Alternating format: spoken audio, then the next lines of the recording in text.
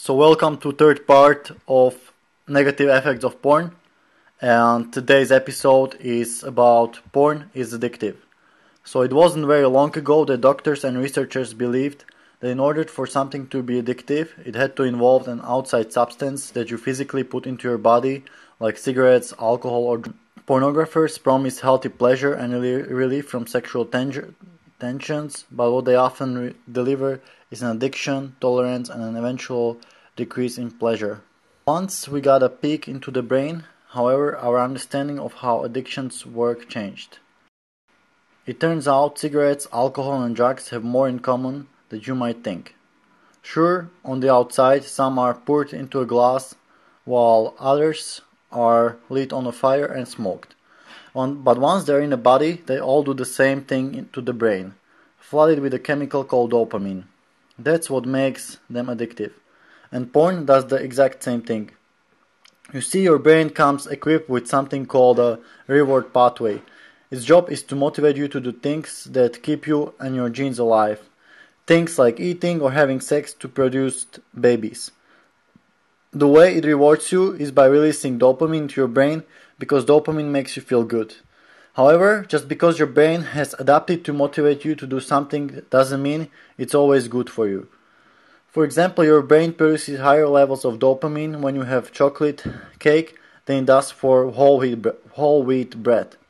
Why? Because 3,000 years ago, high-calorie foods were really hard to come by, so when our ancestors found them, it was important that they eat a whole bunch while the getting was good. These days, a bag of Oreos is only as far as the nearest supermarket. If we gorged on them every chance we got, chances are we'd get heart disease, gain weight, and develop a bunch of other health problems. Porn is basically sexual junk food. When a person is looking at porn, their brain thinks they're seeing a potential mating opportunity and pumps the brain full of dopamine. And unlike healthy sexual relationships that build up over time with an actual person, porn offers an endless stream of hypersexual images that flood the brain with high levels of dopamine every time the user clicks to a new image. Setting your brain up for an overload of feel-good chemicals might sound like a good idea at first, but just like with junk food, what feels like a good thing in this case isn't at all. Because porn use floods the brain with high chemical levels, the brain starts to fight back. Over time, the brain will actually cut down on its dopamine receptors, the tiny landing dogs that make the dopamine in once it's been released in your brain. As a result, porn that once excited a person often stop having the same effect, and the user has to look at porn more often, or find a more hardcore version, or all three to get aroused. Eventually, as the brain acclimates to the overload of dopamine, users often find that they can't feel normal without dopamine high. Little things that used to make them happy, like seeing a friend or playing their favorite sport, can't compete with the dopamine flood that comes with porn, so they're left feeling anxious or down until they can get back to it. On top of that, dopamine doesn't travel alone. When the brain is getting a hit of dopamine, it's also getting new pathways built into it with a protein called delta phosB.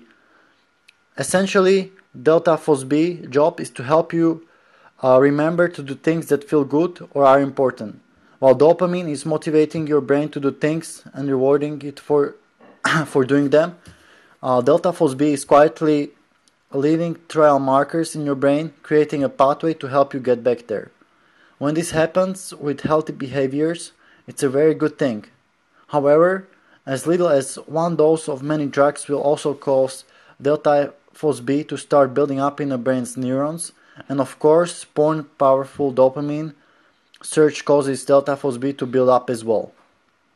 The more a user looks at porn, the more delta phosB accumulates, essentially beating down the brain pathways leading to making it easier and easier for users to turn back to the behavior whether they want it or not.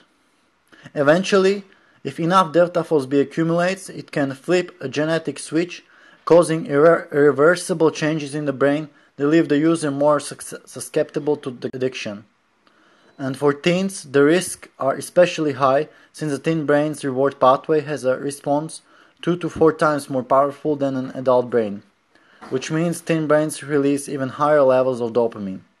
Teen brains also produce higher levels of delta phos B, leaving them extra vulnerable to addiction. So that's it for today. I hope it helps. If you have any more questions, leave them down below. And I'm looking forward to seeing you in part 4. Thanks for listening.